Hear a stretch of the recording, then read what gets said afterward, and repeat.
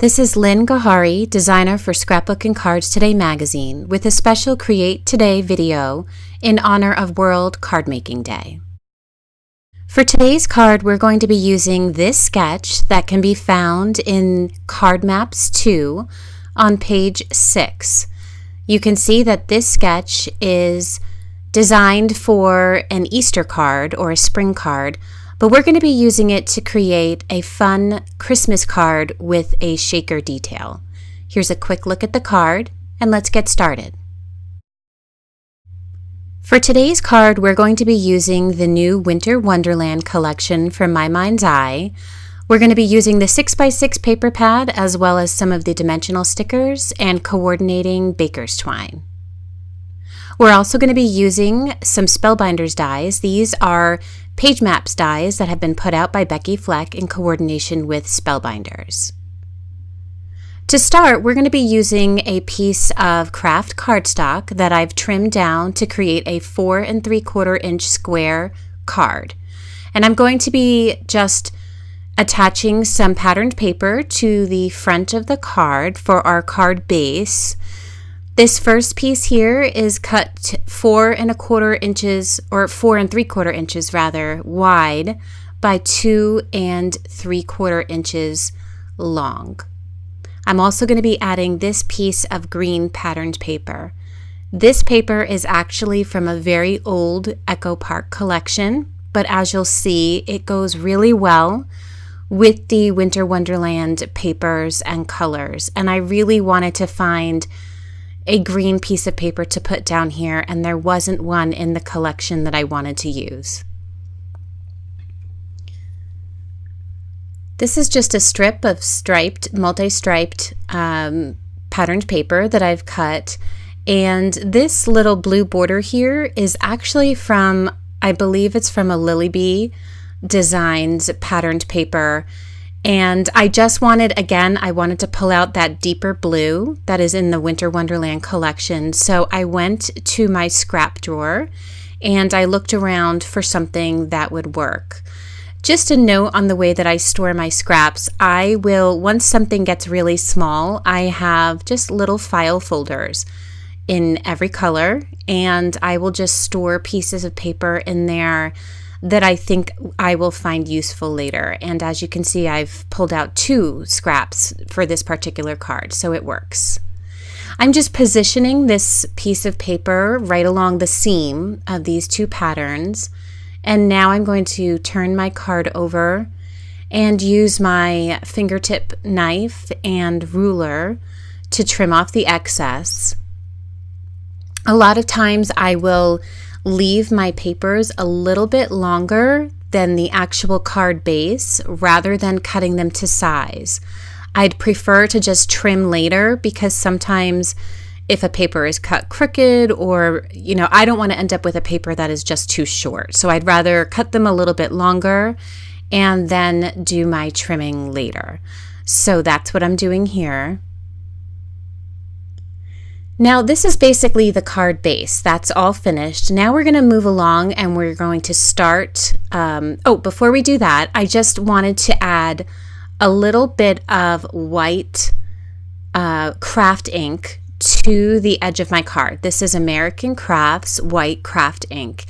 And I like to do this sometimes just to soften up the edge a little bit. I'll either use white in this instance, or a lot of times I will use like a tea colored ink just to give the edges a little bit of definition and soften them up a little bit. And you can also use, this white is very, very subtle. If you want something in white that is a little bit bolder, you can actually just use some white paint. But I decided to use the white ink because I just wanted something very subtle. Okay, now we're finished with the card base, and I'm going to set that aside and we're going to work on our shaker. This is a piece of patterned paper that I've punched to 2 3/4 inches. And as you can see, I have lined the edges with pop dots or foam adhesive. There are things out there in the market. I know Stampin' Up, I think, creates their own foam circles, but I just created my own. I came in there, I'm sorry, I was a little slow on the camera. That is Clearly Creative cardstock from Paper Tray Ink, and that's what we are going to be using for the top of our shaker. So again, I'm just punching it out with my 2 3/4 inch circle punch. It's very easy to punch, and it's hard to see. You can kind of see the shadow of it on the camera, but it's there. So now I have the base of my shaker, and as I mentioned, I just lined up pot dots around it to create the foam circle. And now I'm going to be using one of the stickers from this dimensional sticker sheet. I liked this one with the little house and the snowman out in front, and I thought it would be perfect for a shaker card. And I'm going to place that right in the middle of my circle that I've created here. And now I'm going to go and get my glitter that we're going to be using for inside the shaker. For this, I'm using Martha Stewart. I'm using the coarse glitter because I like the way that it looks. It's I think it's fun to use, especially for winter projects. So I have a little spoon here that I keep handy in my craft room, especially when I'm using embossing powder and glitter, and I'm literally just going to scoop some glitter and place it right in the middle of my shaker. And I just place down a piece of craft scrap paper so that if there's any mess, it would be easy to clean up off of my cutting mat. Now that I have my glitter there, I'm going to come back in here with the punched Clearly Creative cardstock, and I'm just going to press it down, and that's it. That's my little shaker. It's as easy as that. Now don't worry about those foam dots because we are going to cover those up in the next part of our card. This is a piece of pattern paper that I have cut with one of the Becky Fleck Page Maps dies for Spellbinders. And I've cut the die, and then I've punched a circle that is 2 1/4. So my shaker is 2 3/4, and that circle is 2 1/4. So that's why you will not see any of the foam adhesive when I lay these two together. Now I'm just using my glue pen, and this is how I'm going to glue my shaker to the backside of this piece of patterned paper. And I'm just positioning this and getting it straight.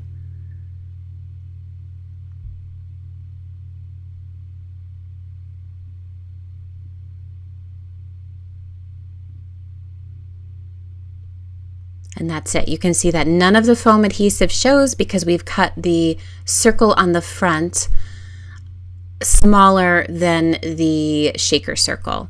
So now I'm going to come back to my card front, and I'm going to figure out how I want to position this. And if you remember from our sketch, the shape came up from the bottom of the card. So I'm going to turn this over now, and I'm going to add foam adhesive to the back.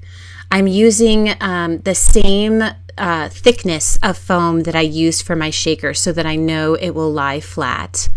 And I'm also going to come in here with my ruler and my fingertip knife, and I'm going to cut off part of the bottom because I want it to lay flush to the bottom of the card base.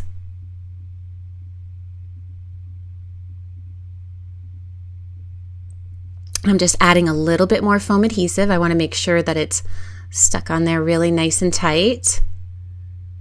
And I'm just positioning it right in the center of my card and flush to the bottom.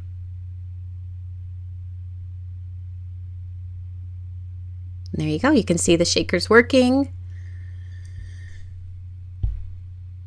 Now I'm going to come in here, and this is a sticker sheet from the 12 by 12 paper pack for this Winter Wonderland collection.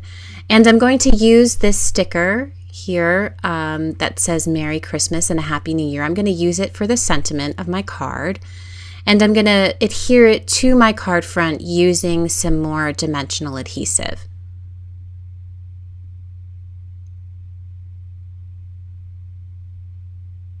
I'm just centering that right on the bottom of the card. We're almost done.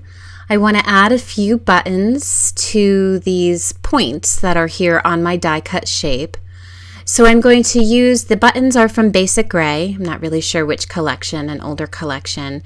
And this collection from My Mind's Eye has this great baker's twine in coordinating colors. So I am going to use a little bit of the baker's twine here just to tie up the buttons and add just a little bit more color to the card fronts.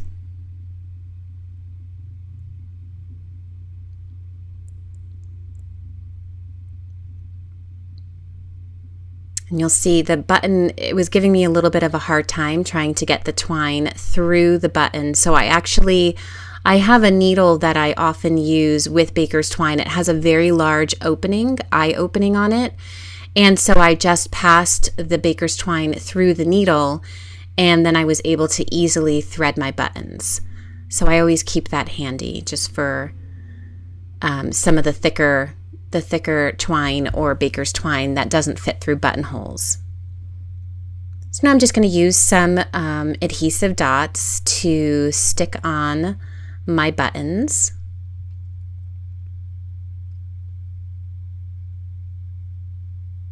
And there you have it. Our card is complete. Here's a look at the finished card. You can see that I went in there with a little bit of pen stitching as well after I was finished, just to set off that red patterned paper a little bit more from the outer edge.